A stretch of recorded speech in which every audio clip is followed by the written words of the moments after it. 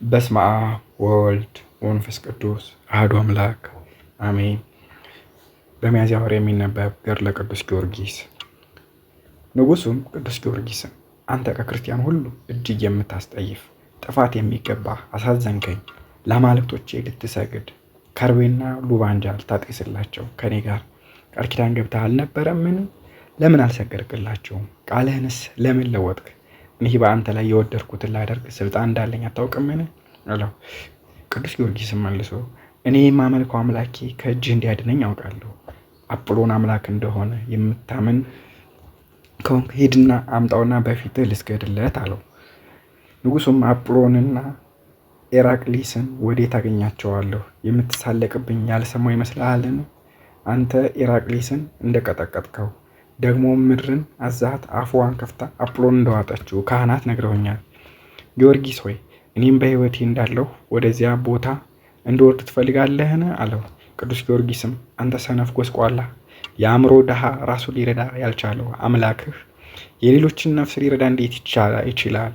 ጌታችን በጌትነቱ በሚመጣበት በፍርድ ቀን ምን ታደርግ ይሆን? ንጉሥ ሆይ እስኪ ንገረኝ አለው።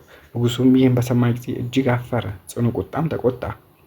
ልብሱንም ቀዶ ተነሳና ንግሥት እለእስክንድርያ ወዳለችበት ገባ። ፊቱንም አይታ አወቀችበት፣ እንደ ሕፃንም አስመሰለችው።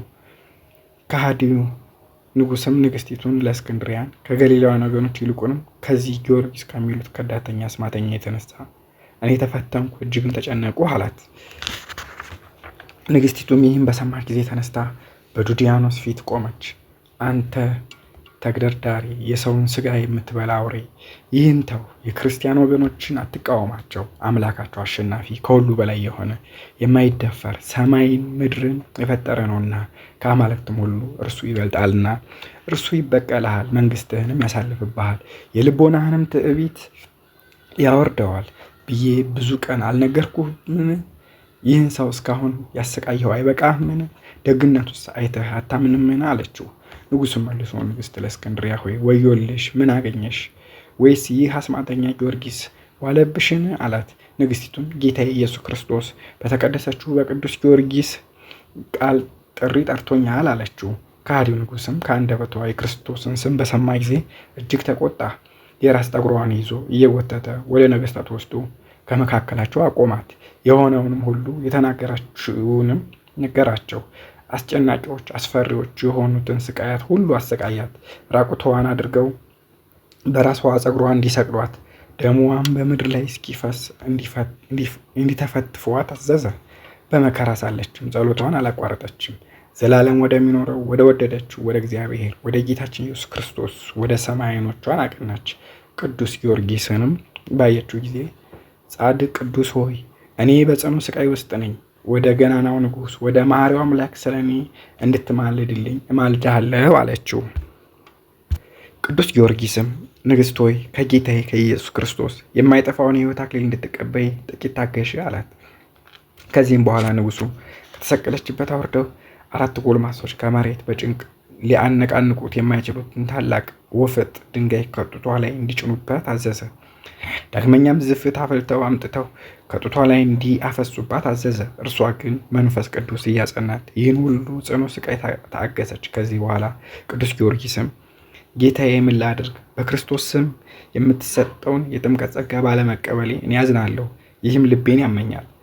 አንተ እንደ መራኸኝ ተስፋ ያደረጉትን ክብር አጣይ ሆነ? የመንግስተ ሰማይ ደጃፍ የገነት በሮች እንዴት ይከፈቱልኛል? አለችው። ቅዱስ ጊዮርጊስም መልሶ ስለዚህ ነገር አትዘኝ፣ በሃይማኖትስ ጽኚ እንጂ እነሆ ጥምቀትንስ አግኝተሻል፣ በደምሽ ተጠምቀሻል። እነሆ መላእክት ሊያጠምቁሽ፣ የሕይወትንም አክሊል ሊያቀዳጁሽ፣ ሰላምንም ሊሰጡሽ ይጠብቁሻል አላት። ንጉሡም ተቀምጦ ራሷን እንድትቆረጥ ጻፈ።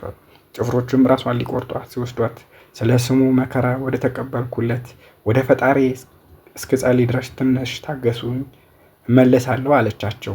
መለስ ብላ ቤተ መንግስቷን አይታ ጌታዬ ኢየሱስ ክርስቶስ ሆይ እነሆ ቤተ መንግስቴን እንደተከፈተ ትቼዋለሁ፣ አልዘጋሁትም። ጌታዬ ኢየሱስ ክርስቶስ ሆይ አንተም የመንግስተ ሰማያትን በር አትዝጋብኝ፣ ክፈትልኝ እንጂ ወደ አንተ ዘንድም በብሩህ ገጽ ተቀበለኝ እንጂ። አቤቱ ስለ እኔ ስለ ስምህ በዚህ ዓለም መከራ ተቀብያለሁ፣ ነፍሴን ተቀበላት። አቤቱ የቸርነትን በር ክፈትልኝ፣ የዘላለም ምስጋና ላንተ ይሁን አሜን ብላ ጸለየች። ለእስክንድርያ ይህን ከተናገረች በኋላ ከከተማ ወደ ውጭ አውጥተው ሚያዝያ 15 ቀን ራሷን ቆረጧት። የሕይወት አክሊል ተቀበለች። ስለ ኃጥአንም እየማለደች ወደ ገነት ገባች። ስለ ኃላፊ መንግስቷ ፈንታ በክብርና በብዙሃ ደስታ መንግስተ ሰማያትን ወረሰች። ንግስቲቱ እለእስክንድርያ ሰማዕትነቷን ከፈጸመች በኋላ ነገስታቱ ሁሉ ተሰብስበው ቅዱስ ጊዮርጊስን ጠርተው ንግስቲቱን ራሷን እስክትቆረጥ ድረስ በአስማታ ፈዘዝካት፣ አጠፋት። እንግዲህ ወዲህ ጽኑ አስጨናቂ በሆነ ቅጣት እንዳንቀጣህ ለአማልክቶች ሰዋ አሉት። ከነገስታቱም አንዱ መገንጤዎስ የሚባለው ዱዲያኖስን ጊዮርጊስን እንድትገለው እኔ የምነግርህን ስማኝ፣ ባትሰማይ ግን አገሪቱን ሁሉ በአስማቱ ይስባታል አለው። ያን ጊዜም ነገስታቱ ተቀምጠው የቅዱስ ጊዮርጊስ የገድሉን ፍጻሜ እኔ ዱዲያኖስ ንጉስና ባልንጀሮቹ ነገስታት የገሊላዊ የጊዮርጊስን የሰማዕትነቱን ፍጻሜ እንጽፋለን። እርሱ አማልክቶቻችንን ሊያመልክ ያልወደደ አምልኮ አማልክትን ከእርሱ የናቀ ነው። እኔ ንጉስ ዱዲያኖስ፣ ማርትያኖስ፣ አህልድያኖስ፣ አህርግያኖስ፣ ፈርሚጤስ የግብፅ ንጉስ ከእኛ ጋር ያሉ ሰብአው ነገስታት ዓለምን ሁሉ ያዝንኛ የገሊላዊ ጊዮርጊስን ራስ በተሳለ ሰይፍ እንዲቆርጡ ታዘናል። ህዝቡ ሁሉ ይህን ይወቁ፣ እኛ ከደሙ ንጹሐን ነን ብለው ጻፉ። ቅዱስ ጊዮርጊስን ግን በአፉ ልጓም አግብተው የሞቱን ደብዳቤ በእጁ ይዞ እጅግ ደስ እያለው ከከተማ ውጭ ይዘውት ወጡ። በብረት ወደ ተሰራችው ወደ ሀገሪቱ በርም በደረሰ ጊዜ አንድ እግሩን አውጥቶ አንድ እግሩ ውስጥ ሳለች የያዙትን ጭፍሮች ወንድሞቼ እለምናችኋለሁ አንድ ጊዜ ተወኝ፣ ስለ እነዚህ ከሃዲዎች ነገስታት ወደ አምላክ ጥቂት ልጸልይ። እነዚህ መናፍቃን ነገስታት ሲያሰቃዩኝ 7 ዓመት እንደሆነኝ እናንተ ታውቃላችሁና አንድ ጊዜ ይህንን ጸሎት አድርግላቸው ይገባኛል አላቸው። ጭፍሮቹም እንዲጸልይ ፈቀዱለት። ነገስታቱ ግን በቅዱስ ጊዮርጊስ መሞት ደስ ያላቸው ምሳ አድርገው ይበሉ ይጠጡ ነበር። ያን ጊዜም ኃያል ብፁዕ ቅዱስ ጊዮርጊስ ዓይኖቹን ወደ ሰማይ አቅንቶ በኤልያስ ዘመን እሳት ያወረድህ አለቆችንም እስከ ሰራዊቶቻቸው የቀጣህ ጌታ ኢየሱስ ክርስቶስ ሆይ እሳትን ከሰማይ ላክ፣ እነዚህን ከሃዲያን ነገስታትን ቅጣቸው፣ በዙሪያቸው ከበዋቸው ያሉትን ጣዖታውያንንም ካህናት ከእነርሱ ጋር ቅጣቸው፣ ከእነሱ አንድስ እንኳ አታስቀር፣ ምስጋናም ለአንተ ይሁን ለዘላለሙ አሜን ብሎ እግዚአብሔርን ለመነው። ያን ጊዜም ታላቅ ድምፅ ተሰማ፣ እሳትም ከሰማይ ወረደ። በዱዲያኖስ እጅ የሚጠጣው ጽዋም ተይዞ ሳለ ሳይጠጣው 70 ነገስታትና ሰራዊቱን ሁሉ አቃጠላቸው። እሳት የበላቸው ሰዎች ቁጥር 550,500 ሆነ። ከቅዱስ ጊዮርጊስ ጋር ያሉት ወታደሮች ግን ራሱን እስኪቆርጡት ድረስ ይህን አላወቁም ነበር። ቅዱስ ጊዮርጊስ ግን እነዚህን አላውያን እሳት እንደበላቸው ባወቀ ጊዜ የሚቆረጥበትም ጊዜው እንደደረሰ ባወቀ ጊዜ የያዙትን ጭፍሮች ለራሴ እስክጸልይ ትንሽ ቆዩኝ አላቸው። ከዚህ በኋላ በጉልበቱ ተንበርክኮ ጌታዬ ፈጣሪ ሰውነቴን ደስ አሰኛት፣ ከፍ ከፍ አድርጋት። የጌታዬ ኢየሱስ ክርስቶስ አባቱ እኔም ባሪያህን ጊዮርጊስን ዛሬ ስማኝ። ስለ እግዚአብሔር መንግስት መከራ ስቀበል ነው 7 ዓመት ኖሬያለሁና በበጎ ሰዓት ወደ አንተ ተቀበለኝ። እነሆ ሩጫዬን በፈጸምኩ ጊዜ ስጋዬን ሊካፈሉ የሚሹ ብዙ ሰዎች አሉ። አንተ ግን አቤቱ ለሰው ሁሉ አንድነት እንድትበቃ አውቃለሁ ብሎ ጸለየ። አንገቱንም ወደ ሰማይ አቅንቶ የወርቁን ምስል ይቀጠቀጥ ጠባዩ የከፋውንም ንጉሥ ከሰው ያሳደደው 7 ዓመት እስኪያልፍበት እውነት ፈራጅ አንተንም እስኪ አውቅ ድረስ ከአራዊት ጋር ያኖርከው አቤቱ ጌታ አምላክ የሰማይና የምድር ፈጣሪ የሚታየውና የማይታየውን ሁሉ ፍጥረት ይፈጠርክ አቤቱ ትህትናዬን ተመልከት። ፈጣሪ በዚህ ሰዓት ልመናዬን ስማኝ። አቤቱ ለፍጥረቱ ሁሉ ከአንተ ዘንድ ረድኤትን ደህንነትን ይደረግለት ዘንድ ለስሜ ሞገስን ስጥ። ህልም አልሞ የደነገጠ ሁሉ ባሪያህን ጊዮርጊስን ቢያስብ ክፉ አያገኘው። ጌታዬ ኢየሱስ ክርስቶስ ሆይ ልመናዬን ስማኝ። ለስሜ ሞገስን ለስጋዬ ፈውስን ስጥ። ስጋዬን ወደ መኳንንት ወደ ነገስታት የወሰደውን በጭንቅ በድንጋጼ በመከራ ያሉ ሁሉ ስሜን ጠርተው ቢለምኑህ ስማቸው። የሚያስደነግጥ ጽኑ ነፋስ አዜባዊ ነፋስም ቢሆን እንኳ በጽኑ ሃይማኖት ስሜን ቢጠሩ ራራላቸው፣ ይቅር በላቸው። ለአገሩ ሁሉ የእረፍት የምህረት ዝናብ ስጥ። ሁሉን የፈጠርክ ጌታዬ ፈጣሪ ሆይ ባሪያህ ጊዮርጊስን የሚያስቡትን ሁሉ አስባቸው። አቤቱ ለስጋዬ ለስሜ ጸጋን ስጥ። አቤቱ ስሜን ለሚያስብ ሁሉ ረዳት ሁነው፣ ከክፉ ነገር ሁሉ አድነው። አቤቱ ለስሜ ሞገስን ስጥ። የሞትኩበትን ዕለት የሚያስብ ሁሉ መከራ ክፉ ቁስልም አይምጣባቸው። ኃጢአታቸውን ይቅር በላቸው እንጂ አታስብባቸው። ስጋ ደም እንደሆኑ አስብ። ስራቸውን አንተ ታውቀዋለህ። የሚያስታቸውንም ከእግራቸው በታች ጣልላቸው፣ በደላቸውንም አትቁጠርባቸው። ጌታዬ ኢየሱስ ክርስቶስ ሆይ በባህርና በየብስ በፈሳሾችም ስለሚሄዱ ሰዎች ማልድሃለሁ።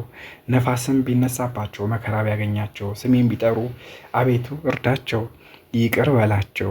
ጌታዬ ኢየሱስ ክርስቶስ ሆይ ከቸር አባትህ ማኅያዊ ከሚሆን ከመንፈስ ቅዱስ ጋር ክብር ምስጋና እስከ ዘላለም ገንዘብ ነውና አሜን። ይህን ብሎ ቅዱስ ጊዮርጊስ አሜን ባለ ጊዜ አየር በሙሉ ልዑላን መላእክትን ተመላች። ጌታችን ኢየሱስ ክርስቶስም በኪሩቤል ላይ ተቀምጦ ሱራፌል ከበውት ወደ እርሱ መጣ። በጌትነት ተገለጠለት።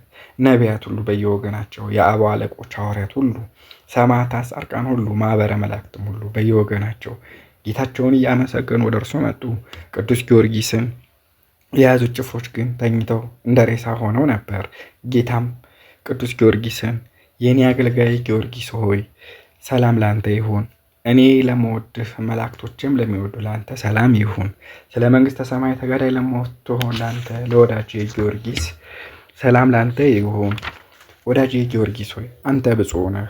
ዛሬ በዚህች ሰዓት የማይጠፋውን የማይበላሸውን አክሊል ትቀዳጅ ዘንድ ወደ እኔ ና። እነሆ በዚህች ዕለት በራስህ ላይ አቀዳጅ ዘንድ በአባቴ እጅ የከበሩ 7 አክሊላት አዘጋጅቼልሃለሁ። ወዳጄ ጊዮርጊስ ሆይ አንተ ንዑድ ክቡር ነህ። ዛሬ አንተን በሰማያት በእርሱ ላይ ያስቀምጡ ዘንድ ከጽሩ ወርቅና ዋጋ ከማይገኝላቸው ከዕንቁ ባሕርይ ድንጋዮች ይልቅ በፍጹም ያጌጠ ከፍተኛ መንበር ከመንፈስ ቅዱስ ትቀበል ዘንድ ለአንተ አዘጋጅቼልሃለሁ። ወዳጄ ጊዮርጊስ ሆይ አንተ ንዑድ ክቡር ነህ። እነሆ የሰማያዊት ማኅደር ዕንቁ በር ከፈትኩልህ፣ ከልካይ ሳይኖርብህ ወደ ስሉስ ቅዱስ ትገባ ዘንድ። ኃያሉ ወዳጄ ሆይ ንዑድ ክቡር ነህ። አባቴ ስምህን በሰረገላ መንፈስ ቅዱስ ጽፎታልና አምላከ ጊዮርጊስ እርዳኝ የሚለውን ሁሉ እኔ ፈጥኜ እሰማዋለሁ። ወዳጄ ጊዮርጊስ ሆይ ባለያን ነገሥት ፊት ስሜን አስታውቀሃልና ንዑድ ክቡር ነህ። እኔም ደግሞ ብርሃንን ተጎናጥፈህ በመላእክት ፊት እገልጠሃለሁ። ወዳጄ ሆይ በእነዚህ ዓመታት ከአንተ በቀር ከሰው ወገን ማንም ቢሆን በስሜ ሊያምን እንዳልቻለ እነግርሃለሁ። አንተ ብቻህን ተገኘህ። ዓለምን ሁሉ በሚገዙ በሰባ ነገሥታት ፊት ቆምክ። ኤጲስቆጶስም፣ ቀሳውስትም፣ ዲያቆናትም ሕዝባውያንም ቢሆኑ በዓለም ሁሉ ከአንተ ብቻ በቀር የተገኘ የለም። ወዳጄ ሆይ በማይታበል ቃሌ እምላለሁ፣ ለአንተ የማልኩትን መሐላ አጸናለሁ። በሰማያትም በመንፈሳዊ ፈረስ ተቀምጠህ ለስሉስ ቅዱስ ትሰግድ ዘንድ ከማኅበሮች ጋር በመጣህ ጊዜ ጻድቃን ሁሉ ያውቁሃል፣ የሰጠሁህንም ክብር ያውቃሉ። ወዳጄ ሆይ አንተ የኔ ወዳጅ ጊዮርጊስ እንደሆን ካውቀው ቸር አባቴ እንዳዘዘ ሁሉም ይሰግዱልሃል። ወዳጄ ሆይ እነሆ በዓለም ሁሉ ለሚጸልዩ የድህነት ወደብ ይሆን ዘንድ ስምህን ከስሜ ጋር አንድ አደረገሁት። ከስጋህ ቁራጭ ከልብስ ቅዳጅ ለማግኘት የታደለውን ስለ ስሜ በተቀበልከው መከራ የታመነውን ከመከራው ሁሉ አድነዋለሁ ብዬ በራሴ ማልኩ። ወንድም ሴትም ቢሆኑ ቢታመሙ፣ በመከራ ቢወድቁ፣ ወደ ፍርድም ቢወጡ፣ በጦር ሜዳ ወይም በወህኒ ቤት ቢሆኑ፣ በባህር በፈሳሽ ወንዝም ቢሆን በመንገድም ቢሆን በሽፍቶች እጅ ቢወድቁ፣ አውሬ ቢያገኛቸው፣ እሳት አደጋ ቢደርስባቸው፣ ክፉ ሟርት ቢገጥማቸው፣ በችግር ላይ ሆነው እጅግ ተስፋ ቢቆርጡ፣ ይልቁንም የሰዎች ልጆች በሚያዙበት በጽኑ መከራ ቢወድቁ በቅዱስ ስምህ ተማጥነው 3 ጊዜ አምላከ ጊዮርጊስ እርዳን፣ አምላከ ጊዮርጊስ እርዳን፣ አምላከ ጊዮርጊስ እርዳን እያሉ ወደ እኔ ቢጮሁ ያን ጊዜ ራራላቸዋለሁ፣ ፈጥኜም ለጸሎታቸው መልስ እሰጣቸዋለሁ። ከልቦናቸው የለመኑኝን ሁሉ ፈጽምላቸዋለሁ፣ ከመከራቸው አድናቸዋለሁ። ስለ ስሜ የተቀበልከውን መከራ ያገኘህን ድካም ገድልህን የሚናገረው መጽሐፍ የሚጽፈውን ሁሉ ስሙን በሕይወት መጽሐፍ ጽፈዋለሁ፣ ኃጢአቱንም አስተሰርይለታለሁ። በመንግሥተ ሰማያትም ያንተ ልጅ አደርገዋለሁ። ለዘላለም በአንድነት ከአንተ ጋር አኖረዋለሁ። ለዘላለም አልጥለውም። በስሜ የተማጠነውን በሃይማኖት ወንድ ልጁን ሴት ልጁን በስሜ የጠራውን እኔ እባርከዋለሁ። ለዘላለም ከእርሱ ጋር እኖራለሁ። ልቡን ደስ አሰኘዋለሁ። በቦታው ሁሉ በቤተ ክርስቲያንህ ማኅበረ መላእክት እንዲያገለግሉ አድርጋለሁ። ለቤተ ክርስቲያንህ ዕጣን፣ መብራት፣ ስንዴ፣ ወይን የሚሰጥ በስምህ ለተራበ የሚያበላ ለተጠማ የሚያጠጣ የከበረችውን የመታሰቢያን ቀን የሚያከብረውን እኔ በዚህ ዓለም ደስ እረዳዋለሁ። በሚመጣውም ዓለም ከአንተ ጋር በመንግስቴ ደስ እንዲለው አደርጋለሁ። በስምህ ለተራቆተ የሚያለብሰውን እኔ የክብር ልብስ አለብሰዋለሁ። ለቤተ ክርስቲያን በስምህ መብራት የሚያበራውን ዕጣን የሰጠውን መላእክት እንዲያበሩለት አደርጋለሁ። ወደ እኔም ደስ ብሎት ይመጣል። በስምህ እንግዳ የሚቀበለውን እኔ ኃጢአቱን አስተሰርይለታለሁ፣ ለዘላለም በመንግስት ይቀበለዋለሁ። በስምህ ምጽዋት የመጸወተውን እኔ ከቅዱሳን ጋር አቆጥረዋለሁ። ከዚህ ዓለም ሀብት ምንም እንዳያጣ አደርገዋለሁ። እኔ ፈጣሪህ እግዚአብሔር ነኝ። ከአንደበቴ የወጣውን እፈጽማለሁ እንጂ አልለውጥም። ወዳጄ ጊዮርጊስ ሆይ በራሴ ማልኩ። ሴቶች ከወለዱት ሁሉ ዮሐንስ መጥምቅን የሚበልጠው አልተነሳም ያልኩትን እንደፈጸምኩ እንዲሁም ካንተ በፊት ሰማዕት ከሆኑ ካንተም በኋላ ከሚሆኑ ከሰማዕታት ማህበር ሁሉ አንተን የሚበልጥ የለም ብያሃለሁ። ወዳጄ ሆይ ወደ እኔ ወደ ሰረገላ ኪሩቤል ታርግ ዘንድ ሰማዕትነትን ፈጽም። ለቸሩ አባቴ ለመንፈስ ቅዱስን ቁርባን አድርጌ አቀርብህ አለው። ሰማያዊ መላእክትም ካንተ ጋር ደስ ይላቸዋል። ሁሉም አንተን ለመቀበል ይጠባበቃሉና ስጋህንም ከዚህ ከተሰበሰቡት ማንም ሊነካ የማይችል እስኪሆንና አገልጋዮችህ መጥተው እስኪወስዱት ድረስ የምድር ንውፅ ውስጥ አደርጋለሁ። እነሆ እናትህን ሁለቱን እህቶችህን አጭተውልህ የነበረችውን እጮኛህን በዚህ ዓለም ሞትህን እንዳይሰሙ ከአንተ በፊት ወደ መንግሥተ ሰማያት ላወጣቸው ቁርጥ አድርጌአለሁ። ነገር ግን በሰማያት እርሱን ከሰጠው ከአባትህ ጋር በመንግሥተ ሰማያት ያዩሃል። እነሆ እነዚህንም አላውያን ነገሥታት ስለ ጸሎትህ አጠፋኋቸው። ደምህ በምድር ላይ ከፈሰሰበት ጊዜ ጀምሮ አምልኮ ጣዖታት ይቆረጣል፣ ስሜም በዓለም ሁሉ ይመሰገናል። እኔም ወገንህ በሀገር ቤተ ክርስቲያን እንዲሰራልህ አደርጋለሁ። ስጋህንም በውስጧ በክብር እንዲያኖሩ አደርጋለሁ። ከዚህ በኋላ ዲያብሎስ በቤተ ክርስቲያን ላይ ስደት ያስነሳል። ከሰማዕታት የብዙዎችን ደም በዓለም ሁሉ 40 ዘመን ያስፈስሳል። በቤተ ክርስቲያንህም ስለማደርገው ተአምራት ያ መናፍቅ ንጉሥ ቤተ ክርስቲያንህን ለማፍረስ ይፈታተናል። ይህንንም ለማስፈጸም ብዙ ጭፍሮች ይልካል። እጅግ ክፉ በሆነ ሞት እንድትቀስፈው አደርጋለሁ። እነዚህን ከሃዲያን ነገሥታት እንዳጠፋቸው ስደትም እንደተቋረጠ ደግሞ እርሱን ታጠፋዋለህ። ቸር አባቴ እንዳዘዘም ስለ እርሱ ፈንታ ሌላ ይነግሳል። ታላቅ ከፍ ያለች ያማረች የከበረች ቤተ ክርስቲያን ይሰራልሃል። አብያተ ክርስቲያናትንም ያከብራል። ሰዎች ሁሉ በምልአ ዓለም በግልጥ ያመልኩኛል። በዓለምም ሁሉ በሙሉ ቤተ ክርስቲያን እንዲሰራ አደርጋለሁ። ስጋ ባለበት ሁሉ ብዙ ተአምራት እንዲደረግ አደርጋለሁ። የዓለም ሁሉ ሰዎች ለቤተ ክርስቲያን ስዕለት እጅ መንሻ እንዲያቀርቡ አደርጋቸዋለሁ። ይልቁንም በመታሰቢያ ቀን ይህችውም ሰማዕትነት የፈጸምክባት ቀን ናት። አይሁድና የኤሳው ልጆች የፋርስ ሰዎችም ሳይቀሩ ወደ ቤተ ክርስቲያን እንዲመጡ እጅ መንሻም እንዲያቀርቡ አደርጋቸዋለሁ። በዚህችም ዕለት በዓለም ሁሉ ያለውን ስንዴ ይባርከዋለሁ። አክሊል በተቀበልክባት በዚህች ዕለት የምድርን ፍሬ ይባርካለሁ። ዳግመኛም ቤተ ክርስቲያን በሚቀደስበት ቀን ለምድር ፍሬያት ጥንት ይሆናል።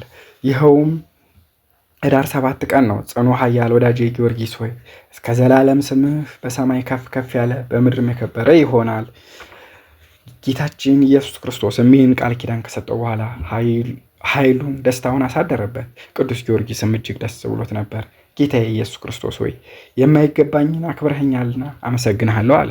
ከዚህ በኋላ ጌታችን ቅዱስ ጊዮርጊስን ባርኮት ተሰወረ። ቅዱስ ጊዮርጊስም ወታደሮችን ቀስቅሶ ወንድሞቼን የታዘዛችሁትን ፈጽሞ አላቸው። ፊቱንም ወደ ምስራቅ መልሶ በስመ አብ ወወልድ ወመንፈስ ቅዱስ ብሎ በመስቀል ምልክት አማትቦ አንገቱን አቀረበ። ያን ጊዜም የቅዱሱን የከበረች ራሱን ቆረጡት። ደም ውሃ ወተት ፈሰሰው። ጌታም ቅዱስ ሚካኤልን በብርሃን ልብስ ደሙን እንዲቀበለው አዘዘ። ጌታችንም የኃያሉ የቅዱስ ጊዮርጊስን ነፍስ በእጁ ተቀብሎ ሳማት።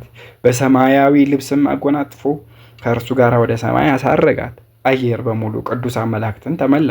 ለቸር አባቱና ለመንፈስ ቅዱስ ቁርባን አድርጎ እስኪያቀርበው ድረስ ቅዱሳን ሁሉ በየወገናቸው ያመሰግኑ ነበር። የብርሃን ልብስ አለበሰው። በዕንቁ ባህሪ ያጌጠ ከጥሩ ወርቅ የተሰሩ መከራ በተቀበለባቸው 7 ዓመታት ልክ ከዕፀ ሕይወት አበቦች የተሰሩ አክሊሎች ያሉበትን ዘውድ አቀዳቸው። ለዘላለም ከማኅበረ በኩር ጋር ስሙን ጻፈው። ሰማያዊ መላእክትና ቅዱሳንንም ሁሉ በየወገናቸው በመንበሩ ላይ እንዲያስቀምጡት በኢየሩሳሌም ሰማያዊት በዓል እንዲያደርጉት አዘዛቸው። ቅድስት በረከቱ ከእውነተኛ ሕዝበ ክርስቲያን ጋር ይሁን ለዘላለሙ አሜን። ከዚህ በኋላ ከመብረቁ ከነጎድጓዱ ከንውጽውጽታው ጽናት ከዝናሙ ብዛት የተነሳ በምድር ላይ ትልቅ ድንጋጼ ሆነ። ምድርም 3 ጊዜ ተናወጠች። ከዚያ ቆመው የነበሩ ሰዎች ሁሉ ሸሹ፣ ወደ ከተማም ሄዱ። ጭፍሮቹም ይህንን ባዩ ጊዜ በቅዱስ ጊዮርጊስ አምላክ አመኑ። ነፍሱም ወደ ሰማይ ባረገች ጊዜ በእግዚአብሔር ፊት ሰገደች።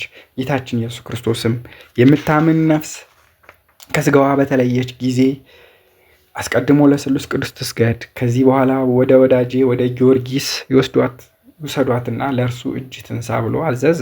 በዚህ ሁኔታ የቅዱስ ጊዮርጊስ ምስክርነቱ ሚያዝያ በባተ በ23 ቀን በዕለተ ዓርብ በ9 ሰዓት ተፈጸመ። ለአብ ለወልድ ለመንፈስ ቅዱስ ምስጋና ይሁን። ልመናው ይደረግልን፣ በረከቱ ይደርብን ለዘላለሙ አሜን። ተአምረ ቅዱስ ጊዮርጊስ ጸሎቱ አማላጅነቱ ለዘላለም በእውነት ለሁላችን ይደረግልንና ኃያሉ ሰማዕት ቅዱስ ጊዮርጊስ ያደረገው ተአምር ይህ ነው። በዚያን ዘመን እግዚአብሔር መንግስትን ከዲዮቅልጥያኖስ ባስወገደ ጊዜ በሮማውያን መንግስት የሮም ታላላቅ መኳንንቶችና መሳፍንቶች እንዲሁም ሕዝቡም ሰራዊቱም ሁሉ ታላቅ ጉባኤ አድርገው ሐዋርያት በሚያስተምሩበት ዘመን የነበረ ከቄሳር ቀላውዲዮስ ዘር የወረደ የቁንስጣን ልጅ ቆስጠንጢኖስን አነገሱት። የእናቱም ስም እሌኒ ይባላል። በእነዚያ ወራት ሮማውያን ከመንግስታቸው የቄሳርነትን ስም አጥፍተው ነበር።